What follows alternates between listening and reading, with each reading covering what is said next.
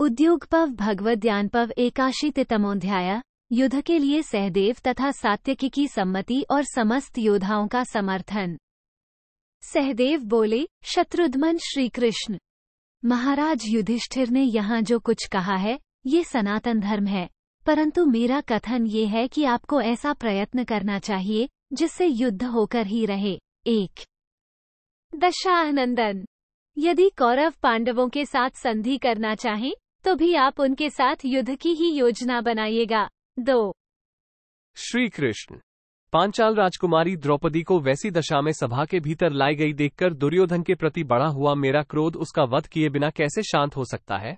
3 श्री कृष्ण यदि भीमसेन, अर्जुन तथा धर्मराज युधिष्ठिर धर्म का ही अनुसरण करते हैं तो मैं उस धर्म को छोड़कर रणभूमि में दुर्योधन के साथ युद्ध ही करना चाहता हूं।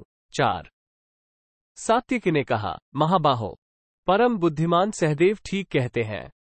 दुर्योधन के प्रति बढ़ा हुआ मेरा क्रोध उसके वध से ही शांत होगा।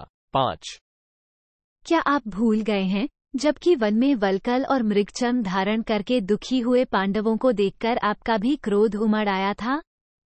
6 अतः पुरुषोत्तम, युद्ध में कठोरता दिखाने वाले माद्रीनंदन शूरवीर सहदेव ने जो बात कही है वही हम संपूर्ण योद्धाओं का मत है। 7 वैशंपायन जी कहते हैं, जन्मेजय, परम बुद्धिमान सात्यकी के ऐसा कहते ही वहां सब ओर से समस्त योद्धाओं का अत्यंत भयंकर सिंहनाद शुरू हो गया।